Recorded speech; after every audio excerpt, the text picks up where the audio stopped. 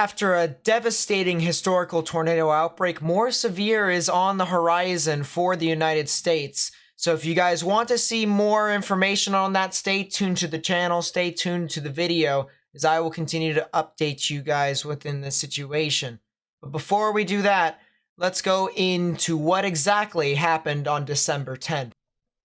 As we were covering this live, on December 10th, 2021, a major tornado outbreak occurred into portions of the Mississippi and Ohio River Valley, creating a 4 out of 5 on the severe weather scale for places of southern Illinois, southeastern Missouri, northeastern Arkansas, as well as western portions of Kentucky and Tennessee. This then created numerous tornadoes across the board, ranging from central Illinois all the way down towards northern Mississippi, including one long-lived tornado that could be the new record holder for the longest track tornado in history. This tornado also has the highest candidacy for the potential catastrophic EF5 tornado rating, which would be the first since 2013, a 9-year drought. On the image in front of you, this shows the birth to death of the thunderstorm in general, not including the tornado, showing you how long this thing spanning from Little Rock, Arkansas, all the way over towards the Ohio and Kentucky border. The time of initiation with this storm started at 3:30 p.m. Central Standard Time and dissipated at 2:40 a.m. Central Standard Time, making this storm last for a staggering 11 hours. This tornado then started near Jonesboro, Arkansas,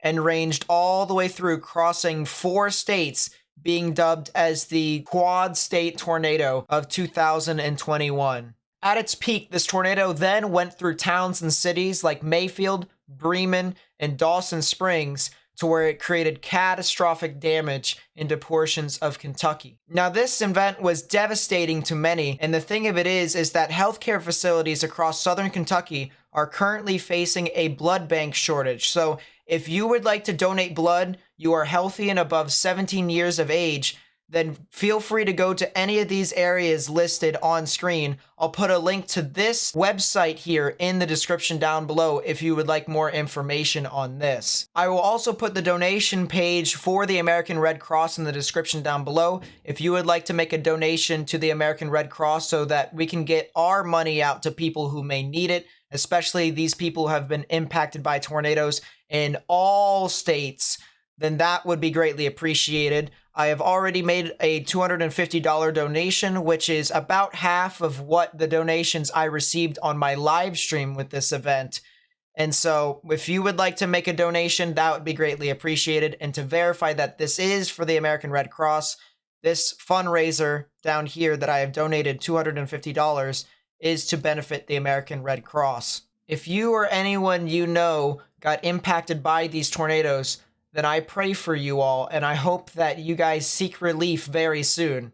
To all the people who came to my live stream, I really do appreciate you guys helping me share this information with as many people as possible, as this was a historical event. Now, good morning, good afternoon, good evening, everyone. My name is Nate. I also go by Hockey Boy and Nate.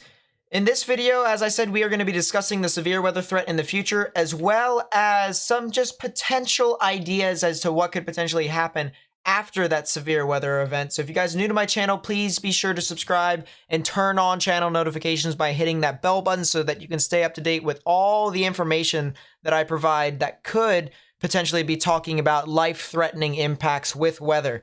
That is the main thing that I try to do on here. I don't try and do any conspiracies, so just know that you'll be getting at least what I believe is factual information based off of how I interpret the weather models. Also, please be sure to like this video so that we may be able to get this to as many people as possible. It may not be as significant as the one that occurred on the 10th. However, this could still potentially be impactful to many people, and we are going to want to try and warn as many people as possible, especially if we can do it as early as we can. So by leaving a like on the video, that gets this video onto more and more people on YouTube's algorithm. That would be greatly appreciated. And let's get straight into the video here with the satellite imagery of the United States, Canada, and Mexico, of course. You can see that the remnants of this low pressure system that did cause the December 10th event here with the historical tornado is now well off the coast of the United States States. You can see this massive boundary here, this massive trough that just ejected through, the low pressure system residing into portions of northeastern Canada. And that is the good news here. No more of that event, but the unfortunate thing is that we have a new event that's going to be starting to unfold here. You can see as I zoom this in, you can see this massive stream, this massive atmospheric river that is surging into portions of California. And this is going to create a lot of snow for portions of the Sierras, as well as the higher elevations of the general Rocky Mountains. So watch out for that. But a big atmospheric river that's going to create some scattered showers and thunderstorms for much of the state, as well as some strong gusty winds surging inland. Now, from the Storm Prediction Center, you can see their convective outlooks for Sunday, Monday, and Tuesday don't have any of those dark greens or anything else from that, besides these bright greens that are general thunderstorm risks, and those aren't really a high threat to life or property. So that is the good news there from the Storm Prediction Center. All right, so now we're going to take a look at the weather models. Of course, the timing is above me in Eastern Standard Time, so if you're in Central, subtract 1, in Mountain, subtract 2, and in Pacific, subtract 3 hours from that time above.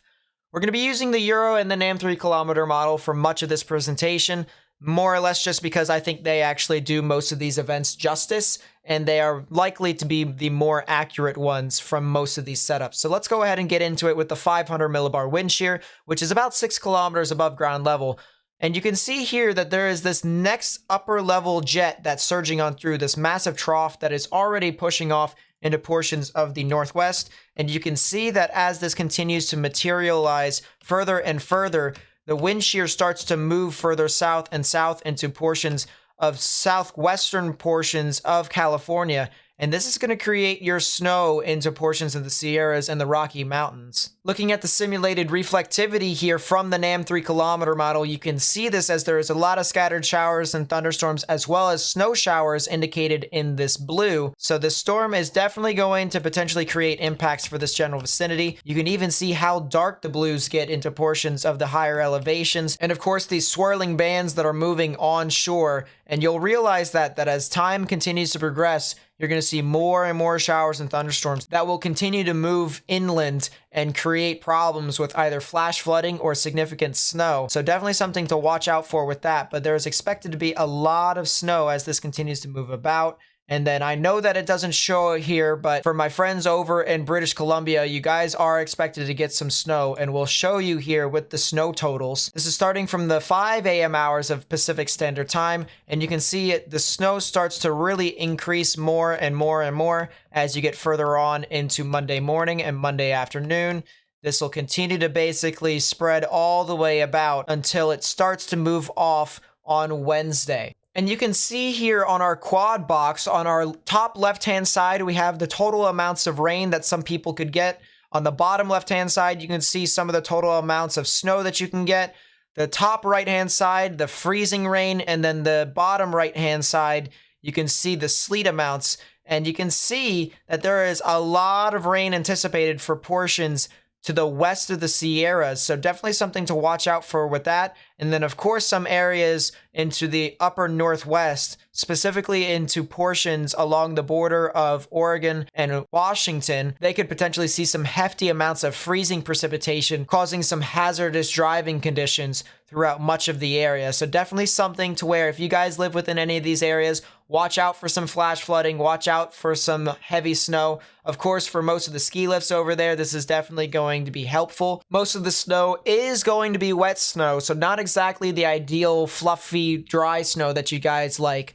But on the other hand, it still is a lot of snow, and for skiers, that is definitely something good to see. So now let's go back to that 500 millibar wind shear again, and you can see once again this massive trough that continues to build as it heads off into portions of California. You can also see how strong this trough actually gets as it continues to eject on through. And this will move off into portions of the Central Plains and the upper Midwest. This is definitely something to where if you live in places like Minnesota, Wisconsin, Iowa, down to Kansas, Nebraska, Missouri, Illinois, maybe even to portions of Oklahoma and Arkansas, you guys definitely need to monitor this event as this continues to progress, because we have another very strong low pressure system that is going to move on through and potentially create some severe weather. Now, at the same time all of this is happening, we're going to take a look at the 850 millibar wind shear, which is wind shear 1 kilometer above ground level, a little bit closer to the ground.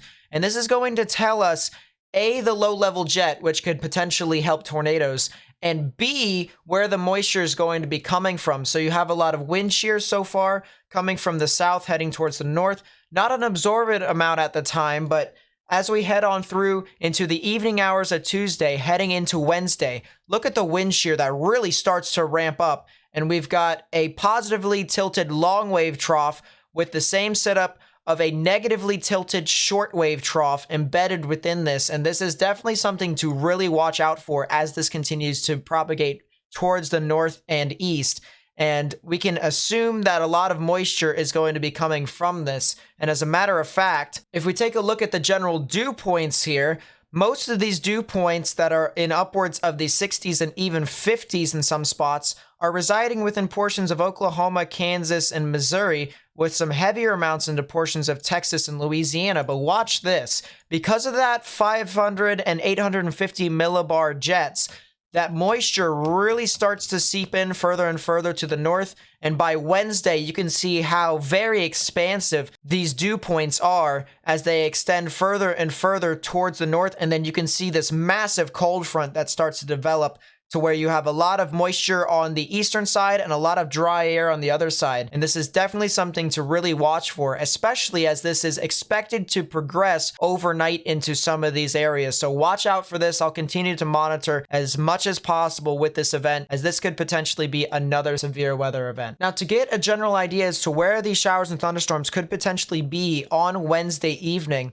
we're going to take a look at the instantaneous flash rate, which takes a look at how many times a lightning strike occurs within 6 hours, or at least within this model run here. We're going to take a look at that. And you can see from Wednesday afternoon towards the Wednesday evening hours, you can see a lot of lightning starts to occur and present itself into portions of Iowa, Minnesota, as well as Nebraska. And that does seem to be the case as it propagates further overnight. And then you have some more showers and thunderstorms that extend further on into portions of Kansas and Oklahoma, potentially creating a risk for Oklahoma City. So watch out for that as well. But I'll continue to keep you guys updated as we get closer and closer to these days. Of course, the models aren't exactly perfect, especially if it's the further and further away you go from a specific event. So I'll continue to update you guys more and more. And if you guys stay tuned with the channel, as I said, turn on notifications to stay up to date with all the latest information that I provide. I guarantee you, you guys will be getting the best information out there. So now we're going to take a look at the precipitation type radar. The green is rain, the blue is snow, the pink is freezing rain, and then the orange areas is sleet. You can see this low pressure system that's going to be moving on through, creating your severe weather that I mentioned earlier. And that's going to continue to extend further and further along to a line as we get into portions of the Ohio River and Mississippi River Delta. You can see that massive low pressure now sitting over portions of the Hudson Bay, as well as Quebec and Ontario, creating a lot of frozen precipitation around those general vicinities. So watch out if you're over into that general area. And once we get past this time frame here within the models, about a week out, that's when things start to really become wonky. And we can see here that even if we're going to want to keep our eyes open for a potential event, things really start to become really wonky, to where we have an event that starts to move on through on the 18th, and then we have another event that could potentially move on through on the 20th into the 21st. But keep in mind, those events are fluid. They can either happen or not happen. So that's definitely something to watch out for. But the one thing that I will mention for these events that move off through the Northeast, or these nor'easters per se, is that with the precipitation that you see in front of you, it may not be represented correctly, to where some areas might be getting rain instead of snow. Some areas might be getting freezing rain instead of snow. So it's definitely something to where we're going to have to watch as to how these low pressures move on through. And I can already tell you that the run before this at 0Z actually showed a completely separate way of how this low pressure moves on through, as well as how late this thing actually ejects through the northeast. So that just goes to show you that the inaccuracy of some of these models towards the latter stages of the run does show up in the long run. So make sure you guys stay tuned to this channel, because I'll be updating you guys even if it's winter weather, although it's got to be somewhat impactful, because if it's just an inch of snow, it's an inch of snow and it's not really going to be impactful to people. So that's the big thing there. I will be covering winter weather. Severe weather is the main thing here on this channel, and of course tropical weather once we get down to it. So if you guys are interested for that, please be sure to stay tuned to the channel. But otherwise, that's going to be it for me. Thank you guys so much for watching the video. If you did enjoy it, please be sure to leave a like, subscribe if you're new, turn on notifications, share this with friends and family and on social media. Also follow me on social medias. I have a Discord server. Links will all be in the description down below. Once again, I really do appreciate everyone who came out to my live stream on the 10th. It was the most we've ever had on the channel, and you guys were all helping me share information with as many people as possible. So without you guys, this channel would not be anywhere. So thank you guys so much for that, and I will see you guys in the next video. Peace out, everyone.